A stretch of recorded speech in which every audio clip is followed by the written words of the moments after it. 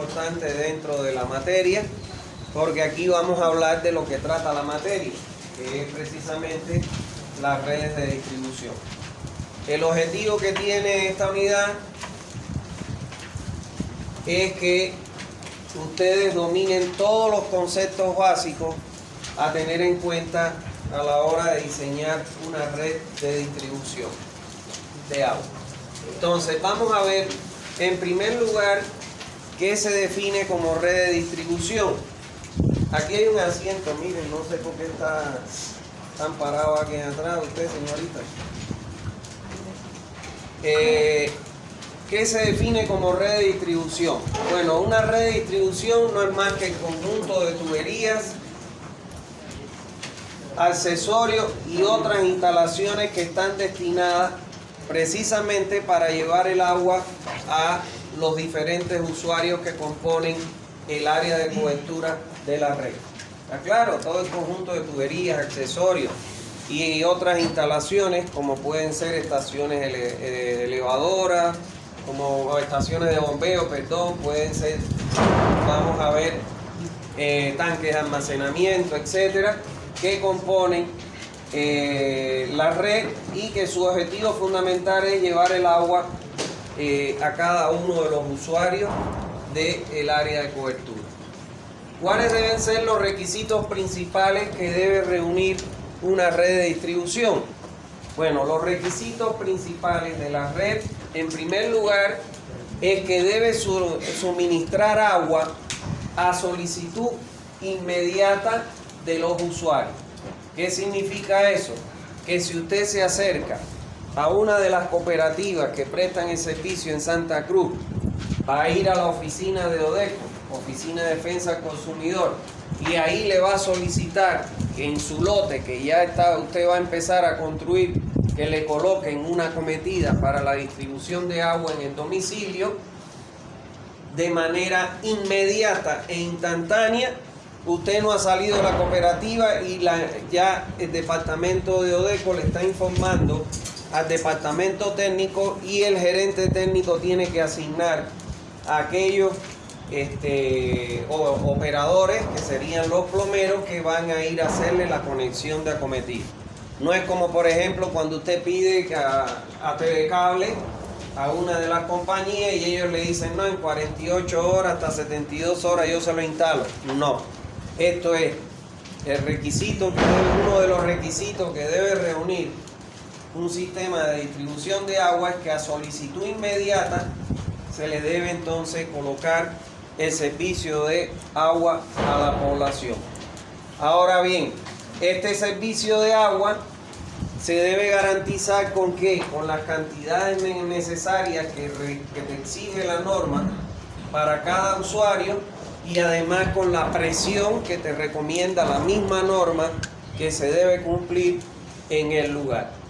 Ahora, el otro requisito, y este es el que tiende a confundir sobre todo a los directivos de esta empresa, es que se debe garantizar una operación continua. El hecho que te diga que debes garantizar una operación continua, eso no significa que tienes que hacer funcionar, por ejemplo, en Santa Cruz, las 24 horas del día, los 365 días del año, todas las bombas que tenga tu sistema.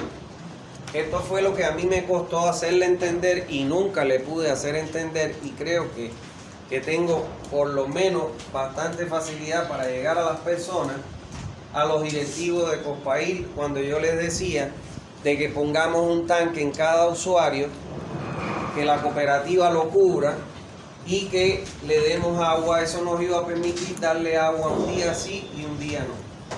Pero ellos decían que no, que por esto tenían que garantizar agua continua todos los días.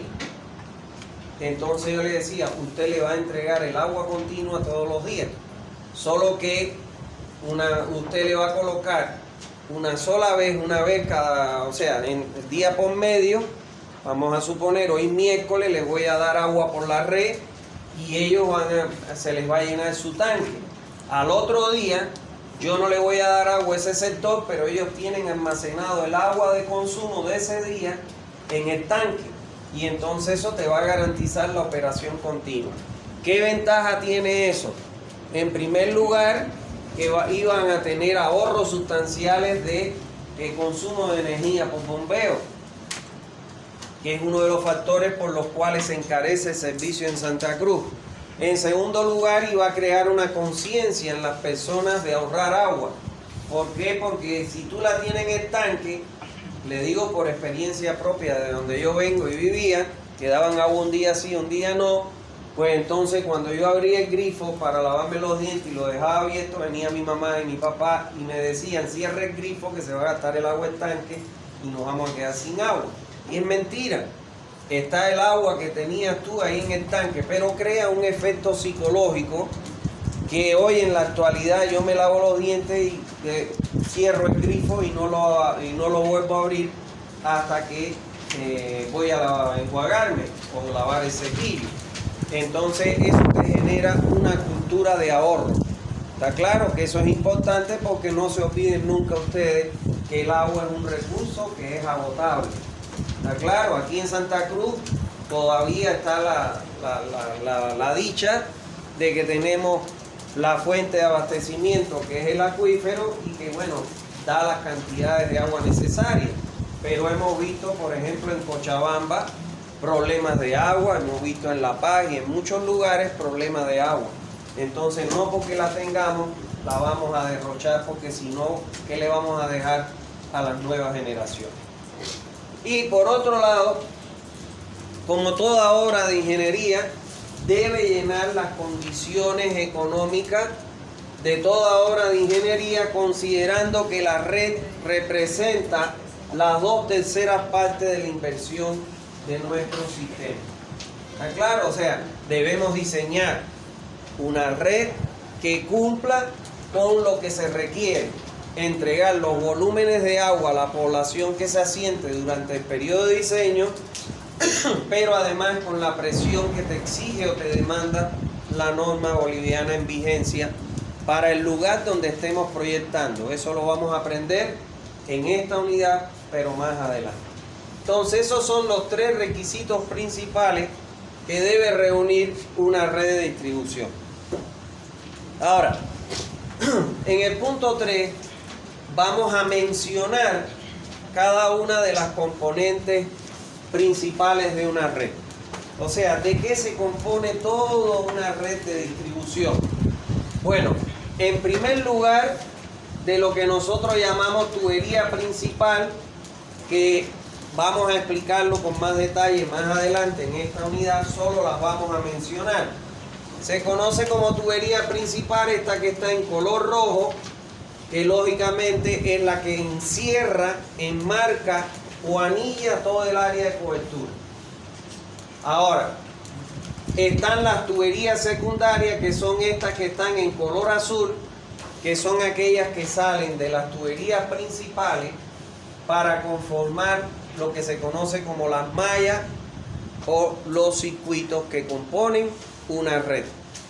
Tenemos también las tuberías distribuidoras, que son aquellas que pasan por todas las calles donde no pasa ni una principal ni una secundaria, por eso se le llaman tuberías de relleno, y desde donde nosotros sacamos las acometidas domiciliarias para cada uno de los usuarios que componen la red que estamos diseñando. Por otro lado, tenemos las acometidas, que son aquellas tuberías que sacamos de la red hasta el domicilio, hasta el medidor que nosotros colocamos en el domicilio, para que de ahí se conecte el dueño, lógicamente lo conecte con las instalaciones hidráulicas y sanitarias del domicilio. ¿Está bien? Nosotros, los ingenieros sanitarios que nos encargamos del diseño de las redes de distribución, debemos llegar hasta el medidor o el hidrómetro de la acometida domiciliar. Del hidrómetro, el medidor hacia adentro, ya eso es responsabilidad del dueño de ese domicilio. ¿Está claro? Por otro lado, tenemos las estaciones de bombeo, que ya sabemos que pueden o no aparecer dependiendo de la topografía del terreno, pero que cuando aparecen, bueno, lógicamente se utilizan ya sea o para llenar el tanque elevado para entregar por gravedad, o sencillamente cuando no podemos colocar un tanque porque la topografía no lo permite, nos daría alturas muy grandes, o entonces bombeamos directo a la red, tal y como ocurre en Santa Cruz de la Sierra. Bueno, los tanques de almacenamiento, que ya aprendimos de que lo ideal es que siempre se pueda contar con un depósito de almacenamiento, pero que también, al igual que las estaciones de bombeo, va a depender mucho de las condiciones topográficas y sobre todo de la mancha urbana que nosotros tengamos que dotar de agua a la población. Tenemos los medidores, donde tenemos los macros medidores que colocamos siempre en los puntos de entrega de agua a la red, o sea, a la salida del tanque o a la salida de los pozos cuando bombeamos directo a la red. Y tenemos los micromedidores, que serían los hidrómetros que colocamos a nivel de cada usuario, para poder tener, ¿qué cosa? Un análisis del volumen del caudal que entrego contra el de consumo. Y recordar siempre que lo ideal sería que el caudal que yo entrego sea igual al caudal que consume la población. ¿Está bien? Por otro lado tenemos los hidrantes, que son estos redonditos de color rojo. Los hidrantes son aquellos accesorios que se colocan en las esquinas de la calle, encima de las aceras, con el objetivo de que los camiones, los bomberos, puedan ya sea o conectar su manguera en el hidrante para sofocar el incendio si es en el entorno del hidrante, o sencillamente para colocar su manguera y poder llenar el camión cisterna y bueno, trasladar esa agua para sofocar el incendio. ¿Está claro?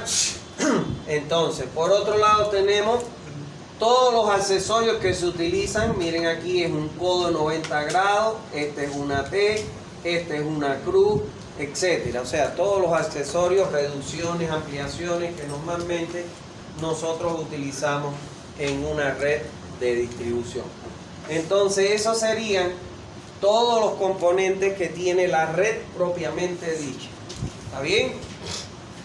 Ahora bien, vamos a ver las formas en que se alimenta una red. Nosotros podemos alimentar una red de dos formas.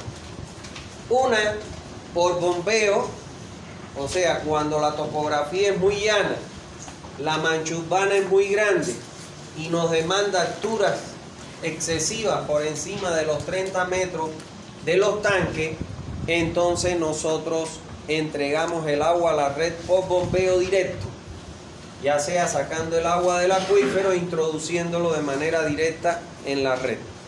Y tenemos la otra forma, bueno, esta de por bombeo tiene como consecuencia y elemento negativo de que le aumentamos un costo al servicio de agua, que es el costo de energía eléctrica, pero además el costo de mantenimiento de ese equipamiento, de las bombas. Entonces, bueno, es un inconveniente, un elemento negativo. El otro sistema de alimentación es por gravedad. Es cuando nosotros disponemos una diferencia de cota topográfica que nos permite colocar un tanque en el punto más alto del área de cobertura y entregar por gravedad el agua a la red. Esta sería la condición óptima. ¿Por qué? Porque ahí no tendríamos ni consumo de energía y evidentemente ni costos de mantenimiento de equipamiento. ¿Está claro? Ahí lo hacemos por gravedad. No siempre se puede, tal es el caso de donde vivimos, en Santa Cruz, en que la alimentación a la red se realiza por bombeo directo del pozo, porque necesitaríamos alturas de tanque que no se justifican desde el punto de vista técnico o económico. ¿Está bien? Vamos a ver en el punto 5 cómo se clasifican las redes de distribución de acuerdo al flujo. De acuerdo al flujo, las redes de distribución se pueden clasificar de dos tipos. Una con flujo por bombeo o por gravedad, o sea, donde yo inyecto el agua o el caudal o el flujo por bombeo o por gravedad a través de un tanque, y con flujo monodireccional o bidireccional. Cuando hablamos de flujo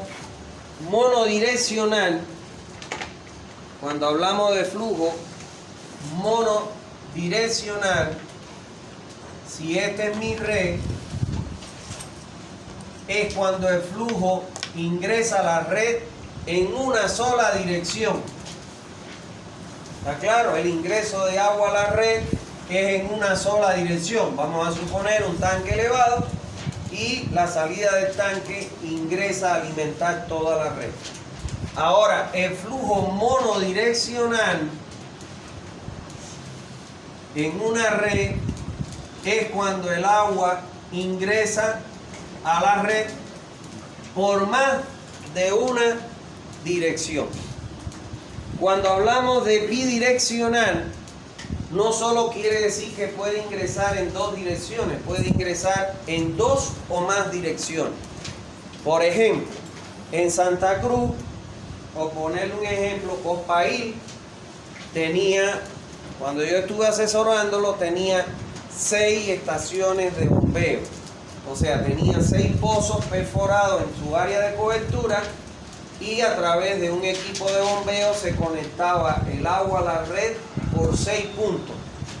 ¿Cómo clasificaríamos esa red? Bidireccional. O sea, no le vamos a poner de 6 direcciones, sino bidireccional, porque bidireccional incluye cuando es 2 o más direcciones en el flujo, de ingreso al flujo a la red. ¿Está bien? Entonces, como bien dice ahí, si nosotros tuviéramos flujo bidireccional, lo ideal es que ingrese por dos direcciones opuestas, si fuera de 2 ingresos, uno por la cabeza y otro por la cola, para tener una mejor distribución de las presiones. ¿Está bien? ¿Alguna duda hasta ahí? Si alguien tiene dudas, me pregunta. Bueno, a partir de esas dos clasificaciones de flujo en una red, pueden salir 4 combinaciones de ellas. ¿Y cuáles son las 4 combinaciones? Bueno, la primera es flujo por gravedad, porque voy a ingresar el agua por gravedad a la red, y unidireccional, con depósito en la cabeza. O sea, aquí voy a tener un depósito y voy a entregar el agua por gravedad y con flujo unidireccional con depósito a la cabeza. Ese es el sistema que usted va a las diferentes comunidades rurales y eso, y es el sistema típico, que tienen un tanque y el tanque ingresa el agua a la red en una sola dirección. ¿Está claro? Esta, la desventaja que tiene, ¿cuál es? ¿Cuál es? Solo es para lugares con topografías que tienen una diferencia de... Ah, bueno, este caso sí. Este caso que estamos viendo aquí, donde yo tengo ¿qué cosa? Que mi topografía, por ejemplo, es el caso típico en los valles. En los valles yo puedo sacar el agua en un cerro, construyo mi tanque y abajo encuentra la población. Entonces ahí tiene flujo por gravedad unidireccional porque entra en una sola dirección. La desventaja que tiene este flujo es que como la presión, el agua ingresa por una sola dirección, en la medida en que me voy alejando del punto de ingreso, que va pasando con la presión, va disminuyendo. ¿Por qué? Porque es mayor la pérdida de carga que voy teniendo en el sistema. Esa es la desventaja de este tipo de clasificación. Ahora, la otra ¿Alguna pregunta? ¿No? La otra clasificación es flujo por gravedad. Fíjense ustedes, ahora bidireccional con depósito en la cabeza y depósito en la cola. O sea, tengo un depósito aquí a la cabeza y un depósito en la cola. Tengo flujo bidireccional por gravedad con depósito a la cabeza y en la cola. Esta es la ideal de todas. O sea, esta sería la perfecta. ¿Por qué? Porque en primer lugar, el flujo lo ingreso por gravedad. No tengo consumo de energía. Pero en segundo lugar, tengo el flujo bidireccional en dos direcciones. ¿Cómo se va a comportar las presiones? Van a tener un comportamiento más uniforme que si fuera en una sola dirección. El problema está en que no siempre puedo tener esa situación. Es bastante difícil encontrarla. Tiene que ser en zonas montañosas donde pueda estar la población ubicada entre dos cerros y que en ambos cerros pueda yo captar agua de ellos. ¿Está bien? Bueno, la otra clasificación es flujo por bombeo. Fíjense ustedes aquí, directo unidireccional o bombeo directo unidireccional con tanque en la cabeza. O sea, es el caso en que yo capto el agua de un acuífero o una fuente superficial, bombeo un tanque elevado y del tanque elevado entrego por gravedad en una sola dirección. Lógicamente que este caso no es muy favorable, aunque se presenta mucho sobre todo en poblaciones rurales con topografías llanas. ¿Está claro? Y la última alternativa es flujo por bombeo directo a la red, pero bidireccional, donde coloco un tanque en la cola. O sea que yo vengo acá, aquí tengo mi pozo perforado, bombeo a la red y coloco un tanque en la cola. ¿Está bien? Entonces, bueno, ese también es de los más favorables, pero nunca como el de flujo por gravedad bidireccional, porque aquí tengo bombeo directo a la red. ¿Está claro? Entonces, esas son las 4 clasificaciones en que yo puedo incorporar el flujo a la red. En Santa Cruz, ¿cómo se clasificaría la red? En primer lugar, flujo por bombeo directo, porque se bombea directo a la red, y bidireccional. ¿Por qué? Porque el agua ingresa en múltiples direcciones. ¿Está claro? Por ejemplo, en el plan 3000, cuando yo le hice su diagnóstico, ellos tenían 21 pozos perforados, 21 estaciones elevadoras. O sea, fíjense ustedes que era caro. Y eso es porque nunca hicieron un proyecto para la proyección futura. Bajaba la presión, que crecía la población para acá, bajaba la presión, y entonces ¿qué es lo que hacían? Perforaban un pozo para poner una bomba y aumentar la presión. Con la carga de la bomba aumentar la presión. ¿Está bien? Bueno, estas son las 4 clasificaciones en las que nosotros podemos clasificar la entrega del agua a una red. Vamos a ver en el punto 6 la ventaja del flujo en dos direcciones. Ya ustedes conocen una, que ya yo se las enseñé, que la ventaja que tiene, una de las principales ventajas que tiene el flujo en dos direcciones. O sea, si yo ingreso el agua por una sola dirección, entonces su comportamiento de presión va a ser así, porque en la medida en que me voy alejando del punto donde está ingresando el agua, le tengo que ir restando ¿qué cosa? Las pérdidas de carga. Y como las pérdidas de carga van aumentando en la medida que me alejo del punto inicial, pues entonces la presión va a ir disminuyendo. Ese no es un caso que me puede complicar, porque si, por ejemplo, tengo que calcularlo bien, porque si por ejemplo yo tengo que hacer un crecimiento del área, evidentemente esta condición no me va a permitir porque mi presión va a ir disminuyendo.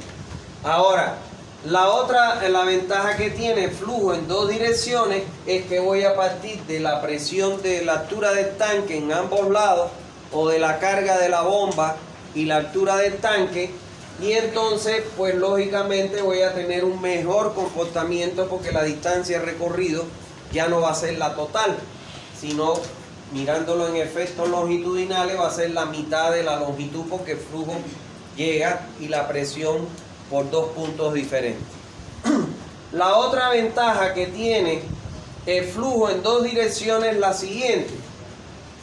Si yo tengo que el flujo me ingresa por un punto, ¿qué significa eso? Que el caudal de diseño me va a ingresar en una sola dirección, en un punto. Entonces, si yo digo por aquí ingresa el caudal de diseño, vamos a partir de considerar que en este punto donde se bifurcan dos ramales, bueno, pues voy a considerar, si consideramos que la mitad se va para uno y la mitad se va para otro, entonces yo tendría que calcular este tramo de tubería como el caudal de diseño sobre 2 y este otro como el caudal de diseño sobre 2. La mitad del caudal de diseño. Ahora, si el flujo me ingresa en dos direcciones, el caudal de diseño no me va a ingresar por un solo punto. Lo voy a distribuir entre dos puntos. Por ende, por aquí me ingresa el caudal de diseño entre 2 y por aquí me ingresa la otra mitad del caudal de diseño. Cuando yo vengo acá y hago la repartición, por este tramo, ¿cuánto me va a pasar? El caudal de diseño sobre 4 y este el caudal de diseño sobre 4. Ahora, ¿qué significa esto que les acabo de explicar? El diámetro para que pase la mitad del caudal de diseño evidentemente va a ser mayor que el diámetro que se requiere para cuando pase el caudal, un cuarto del caudal de diseño. Entonces eso significa que voy a tener menores diámetros en mi tubería principal, y al tener menores diámetros mi red va a ser menos costosa. ¿Está claro? Entonces, a la de la presión, a la ventaja en la distribución de la presión, se le añade que cuando el flujo entra en dos o más direcciones, me permite a mí obtener, ¿qué cosa? Menos diámetro en mis tuberías principales, y mis proyectos me van a salir evidentemente mucho más económicos. ¿Está bien? ¿Alguna duda hasta ahí? ¿No hay duda? Bien. Vamos a ver cómo se clasifica la red de acuerdo a las instalaciones de tubería. Fíjense que lo que vimos fue la clasificación de la red de acuerdo a la forma de alimentación y de acuerdo al flujo.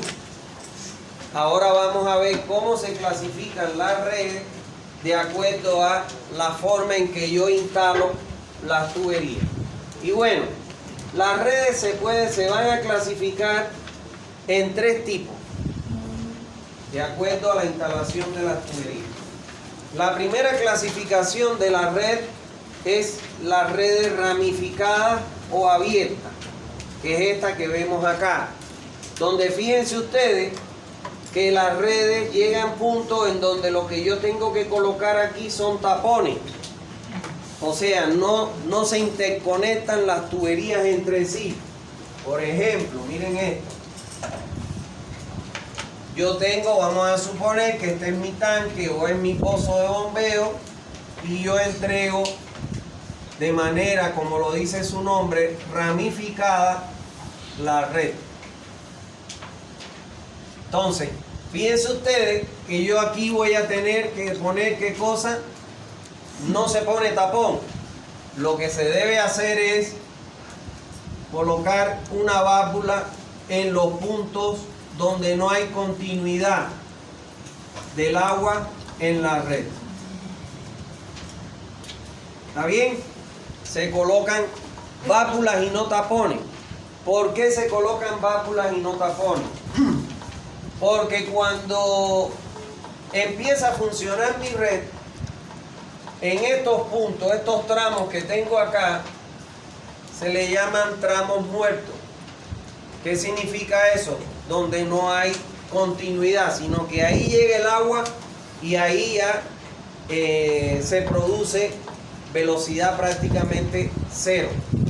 ¿Está claro? Porque no hay continuidad en el flujo. Entonces, en estos tramos donde en vez de unirlo, sino que se le coloca un tapón o una válvula, ahí se van a acumular los sólidos que ingresan con el agua a la red.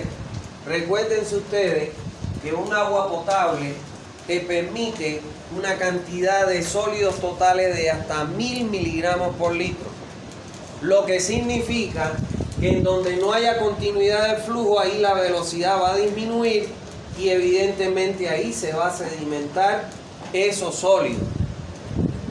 Si yo las redes abiertas no las purgo, ¿qué quiere decir purgar? Botar el agua acumulada durante un periodo, ¿está claro? Si yo no las purgo, entonces ahí se me va a acumular esos sedimentos de los sólidos totales. Y esos sedimentos de tierra o partículas de arcilla o lo que ingrese con el agua, evidentemente con el tiempo se van a podrir y me le van a transmitir olor y sabor al agua. Pero no solo eso, en estos puntos muertos donde se acumulan los sedimentos, ahí se crean las condiciones propicias para que se formen los gusanitos llamados nemantemitos, que ya los voy a mostrar una foto de los gusanitos, que son unos gusanitos transparentes que apenas se ven a trasluz. Para verlo hay que echarle colorante al agua y entonces ahí los vas a detectar. Y entonces cuando aparecen esos gusanos o esos gusanitos que los detectan, entonces para poderlos eliminar de dentro de la red hay que cortar el servicio entre 3 y 4 días, el servicio de agua, de distribución de agua por la red, echarle grandes concentraciones de lavandina o de cloro para matar esos gusanitos y después botar el agua durante 3 días para botar todos esos cadáveres de gusanitos que están dentro de la tubería. Para no ir muy lejos, una vez hace un tiempo, una persona que subió un video donde se veían los nemantemitos de una red de aquí, de Santa Cruz. No voy a decir su nombre, pero se forma por eso. Se forma porque no se purgan las tuberías. ¿Está claro? Por eso es que en vez de colocar tapones en los puntos muertos, lo que se deben colocar son llaves de paso y una cámara para poder abrir esas llaves, botar agua, botar todo. ¿Cómo se opera eso? Viene el operador, abre la llave y lo primero que va a salir es un agua turbia, porque son los sedimentos que están acumulados. En cuanto deje de salir turbia y pase a ser cristalina, ahí lo cierra y lo purga. ¿Está claro? No se debe hacer lo que hacen los operadores de desaguapar, los operarios. No sé si ustedes algunas veces lo han visto, pero van a donde están los hidrantes y abren los hidrantes y empiezan a botar agua para la calle. No, eso no es correcto, porque un hidrante no tiene por qué coincidir con una zona, con un ramán muerto. Lo que se purga es precisamente aquella tubería donde no hay continuidad de flujo. ¿Está bien? Bueno, entonces, esas son las redes ramificadas o abiertas. El otro tipo de clasificación de la red, de acuerdo a las instalaciones de tubería, son las redes malladas o cerradas. Esta es la ideal. ¿Por qué? Porque fíjense ustedes que todas las tuberías se interconectan entre sí, con lo cual significa de que el agua siempre va a estar en movimiento, nunca va a haber velocidad menor a los 0,3 que establece la norma, y entonces siempre al flujo estar en movimiento no se va a producir sedimentación de esos sólidos nunca dentro de la red. ¿Está claro? Entonces esta es la ideal. Y la otra red es la red combinada, donde yo tengo redes cuya parte de la red es ramificada o abierta y tengo partes de las redes que son cerradas o malladas. ¿Está bien? Ahora vamos a ver las características de cada una, las ventajas y sus desventajas. La red ramificada o abierta. Bueno, la red ramificada o abierta es aquella donde yo voy a tener una tubería principal, que es esta que está en color rojo, de donde van a salir las tuberías secundarias que están en color azul, y a su vez de las secundarias salen las distribuidoras para de ellas sacar las acometidas y entregarle el agua a cada uno de los usuarios de la red. La desventaja que tiene este sistema es que si aquí se produjera una rotura en este punto, aguas abajo todo el mundo se queda sin agua, porque el flujo del agua llega en una sola dirección. O sea, su desventaja es que donde en la tubería en que se produce una rotura, aguas abajo se cortaría todo el servicio hasta tanto se repare esa rotura. Y ustedes se preguntarán, pero si tiene ese inconveniente, que no es menos grave, ¿por qué se construye? Se construyen porque muchas veces, y eso lo vemos acá mucho en Bolivia, cuando usted va a las carreteras que va a viajar, usted se ve los pueblitos que se asientan paralelo a la carretera. Hay veces tiene que recorrer 1 kilómetro, 2 kilómetros, 3 kilómetros, y toda la población está asentada alrededor de la carretera. Entonces, cuando la población es dispersa, que no está concentrada en una mancha urbana y se distribuye al lado de la carretera, en esos casos es que se justifica colocar este tipo de red ramificada o abierta, donde usted tira una tubería a todo lo largo que está sentada la población, que sería la tubería principal, y de ella saca la secundaria para darle agua a todos los usuarios de su alrededor. ¿Se entendió? No hay duda. ¿Cada cuánto más o menos habría que hacer esto para poder Purgar las tuberías una vez al mes.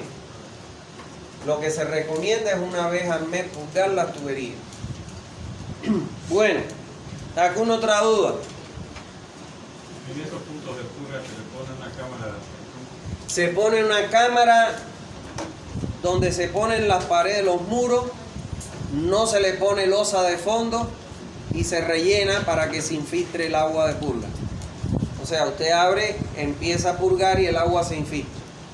Si hay posibilidades, como vamos a ver en un video, pero no en esta unidad, usted puede prolongar la tubería, vamos a suponer a una quebrada, a un lecho de un río, una vaguada, y purgar al río. ¿Está bien? Si no, lo que se hace es que se coloca una cámara sin losa de fondo y a fondo se le rellena con grava, sobre todo piedra de gran tamaño, para que el agua se infiltre, porque no estamos hablando de un agua que está contaminada. Si corre por la red es un agua que es potable, solo que tiene turbiedad por los sólidos que se acumulan. ¿Está bien? ¿Alguna otra duda? Bueno, el otro tipo de red que nosotros tenemos y que ya mencionamos son las redes malladas o cerradas.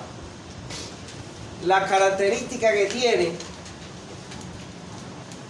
esta red es que, como podemos ver acá, todas las tuberías se interconectan entre ellas a través de un accesorio, ya sea un codo, una T o una cruz, pero todas las tuberías están interconectadas entre sí. ¿Y qué ventaja tiene eso? Que no hay ningún lugar donde se corte la circulación. El agua siempre va a estar en movimiento dentro de la red. Y eso trae como consecuencia que no se permita o no se produzca el asentamiento de esos sólidos porque el flujo está en constante movimiento, como ocurre en una red ramificada o abierta. Pero además tiene la ventaja de que de acuerdo a la cantidad de tuberías de válvulas que yo coloque en la red, que ya vamos a ver lo que recomienda la norma a la hora de colocar estas válvulas. Si yo coloco, imagínense ustedes acá, voy a dibujar aquí para escribir acá y se pueden dar cuenta de lo que yo les digo. Imagínense que esta es mi red mallada o cerrada. Si yo colocara, vamos a suponer que por aquí ingrese el agua, válvula aquí y válvula aquí, y voy colocando válvulas así,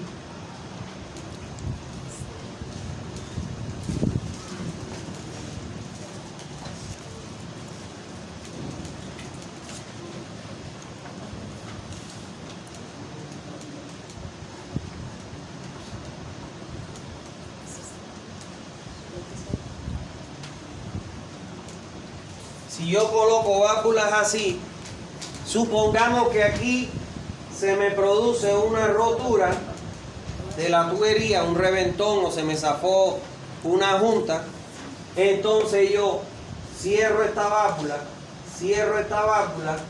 y corto el servicio donde tengo que hacer la reparación. Pero el resto, como el agua viene por aquí, puede seguir por acá y llegar hasta acá. Y puede seguir por acá igual. Y por aquí viene para acá. Y de acá puede venir por aquí, de aquí puede venir por acá. O sea, como el agua circula en diferentes direcciones, entonces esta ventaja que tiene es que dependiendo del número de válvulas que yo tenga colocadas, se minimiza el área que puede quedar fuera de servicio como consecuencia de una rotura, de que se zafe una unión, etc. Entonces eso es lo ideal. ¿Por qué? Porque en primer lugar no tengo sedimentación dentro. En segundo lugar, si tengo una rotura, cerrando las válvulas del tramo donde está la rotura, solo minimizo ese sector sin servicio. El resto, como las tuberías se conectan entre sí, pues el resto va a seguir recibiendo el servicio. O sea, minimizo el área y la población sin servicio en estos casos. Ahora, existen diferentes tipos de redes malladas.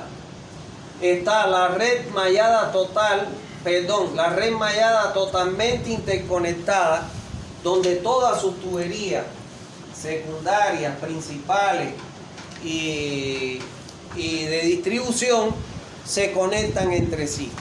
Ahí todas se conectan, ¿está claro? Todas las tuberías se conectan entre sí. Esa es la ideal. ¿Está bien? Es la ideal porque todas las tuberías están conectadas entre sí. Ahora está la red mallada o cerrada parcialmente interconectada. O sea, aquí están conectadas las principales con las principales, las secundarias con las secundarias, pero las secundarias con las principales, pero las secundarias con las secundarias no están interconectadas. Ese salto quiere decir que una pasa por arriba y otra por abajo. Esa U es que una pasa por encima y otra por abajo, y de esa manera es que se representa. La desventaja que tiene este sistema, bueno, ¿cuándo se coloca ese sistema? Cuando no hay mucho dinero. Porque lógicamente conectar todo esto con accesorios, ahí se incrementa el costo de implementación de la red, porque tendrías que comprar todos los accesorios para conectar. Entonces, en lugares donde no hay muchos recursos, pero me permite hacer redes malladas o cerradas, yo puedo utilizar esta variante de parcialmente interconectada. La desventaja con respecto a esta es que ahora yo voy a tener una válvula aquí y otra válvula aquí. Entonces todo este sector que se alimenta de esa tubería se le va a interrumpir. O sea, se incrementa el área o el número de usuarios sin el servicio en caso de rotura o falla de una tubería. ¿Se entendió eso, señores? Ahora, ¿dónde se aplican este tipo de redes? Se aplican normalmente donde la mancha urbana está concentrada en un área determinada. O sea, ya las grandes ciudades, como por ejemplo Santa Cruz, Guarne, ya está para que sea una red mallada o cerrada, Cotoca. ¿Por qué? Porque la población no está dispersa, sino la población se va agrupando en una mancha urbana y ahí es que se colocan este tipo de red mallada o cerrada.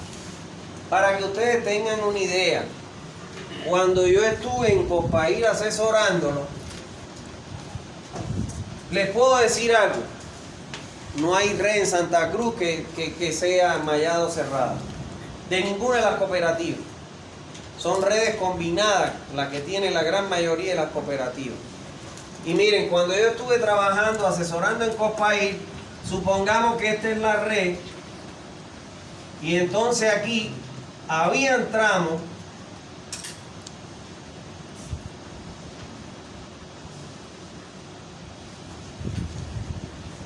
por ponerle un ejemplo, habían tramos que por 1 metro de tubería, aquí había un tapón, y por 1 metro de tubería no cerraban una malla o un circuito.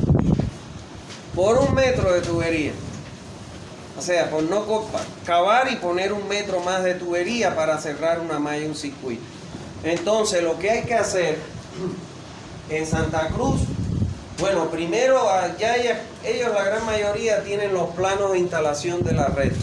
Pero lo primero que hay que hacer es observar aquellos puntos donde tienen hoy en día un tapón y no conectan con una tubería la más cercana para cerrar un circuito o una malla. ¿Está claro? Porque la ventaja que tiene eso es que el flujo no va, como en este caso aquí, que termina en un tapón. Ahí voy a tener velocidad, no tengo continuidad de flujo y ahí se me pueden acumular los sedimentos. Así están la gran mayoría de las redes de las cooperativas en Santa Cruz. ¿Está claro? Que por 2 metros, 3 metros de tendido de tubería no cierran un circuito o una malla. Entonces lo que habría que hacer es eso. Programar en el POA anual de la cooperativa, bueno, pues ir cerrando mallas o circuitos para mejorar la calidad del agua y evidentemente minimizar en caso de rotura que se corte el servicio en un área mayor y el número de usuarios sea mayor. ¿Está bien? ¿Alguna duda hasta ahí? Bueno, y la otra red es la combinada. La red combinada, como lo dice su nombre, es aquella red donde nosotros tenemos la combinación de las dos anteriores. Tenemos zonas donde tenemos redes ramificadas o abiertas y tenemos zonas donde tenemos redes malladas o cerradas. Si ustedes me preguntaran a mí la clasificación de las redes de la gran mayoría de las cooperativas, yo diría que son redes combinadas. ¿Por qué? Porque no están cerrados todos los circuitos. Entiéndase, un circuito o una malla, esto que está aquí es un circuito, esto que está aquí es otro circuito y esto es otro circuito y le llamamos circuito o mallas en la red. ¿Está claro? Siempre para que sea un circuito o una malla tiene que tener como mínimo cuántas tuberías tenemos que tener en un circuito, una malla. Con 3, no, 2 no. 2 no cierra. Usted puede tener un circuito así con 3 y entonces aquí está cerrado. Como mínimo en un circuito debe estar compuesto por 3 tuberías para cerrarlo. ¿Está claro? Y entonces eso se le conoce con el nombre de malla o circuito, que ya vamos a aprender más adelante. ¿Está bien? Entonces, con relación al cálculo, Las redes ramificadas o abiertas, ustedes ya están en condiciones de calcular una red ramificada o abierta por el conocimiento que ustedes tienen de lo que les enseñaron en las hidráulicas.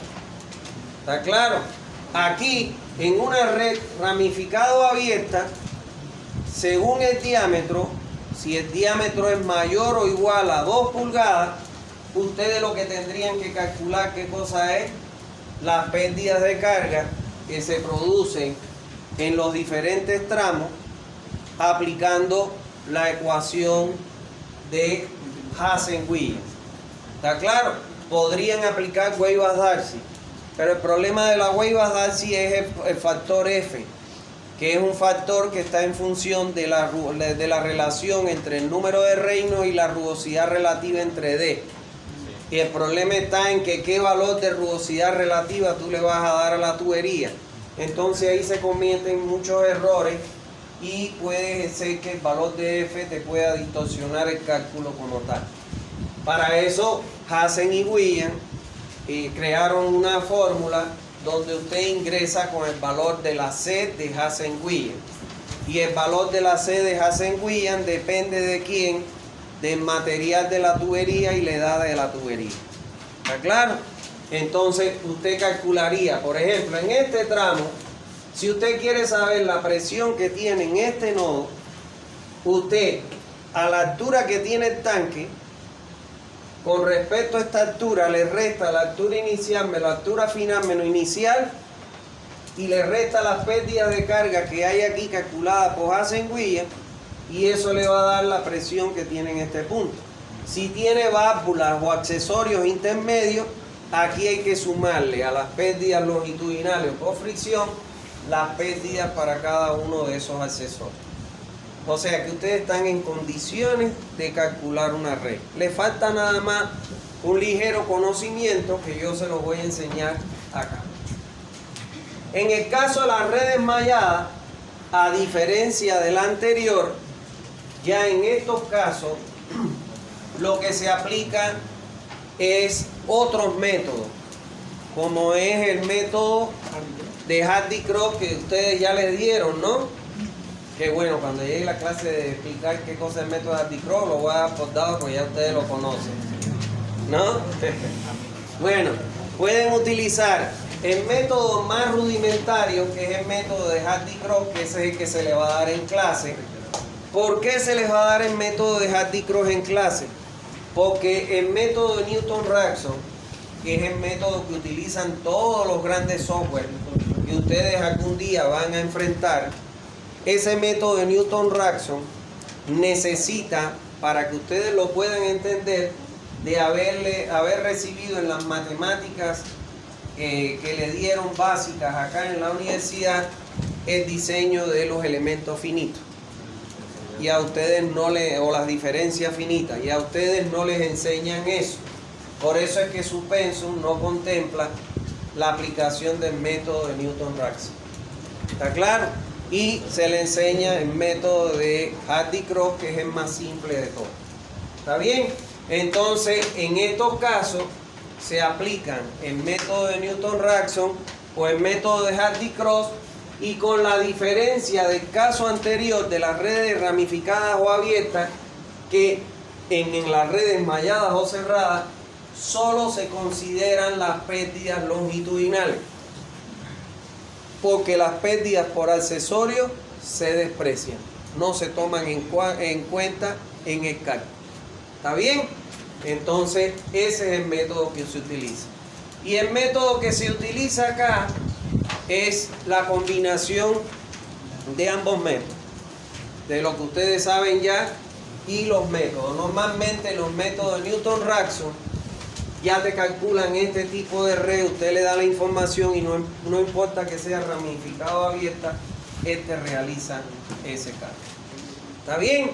Entonces nosotros vamos a aprender el método de Newton-Raphson y yo les voy a explicar cómo calcular para redes ramificadas o abiertas. ¿Está bien? Con el conocimiento que ya ustedes tienen. ¿Alguna duda hasta ahí? No se pierdan esta unidad porque es fundamental. De verdad se los pido por su vida profesional. ¿Está claro? Bueno, si no hay más dudas, les deseo una feliz tarde noche. Vamos a dejarlo ahí.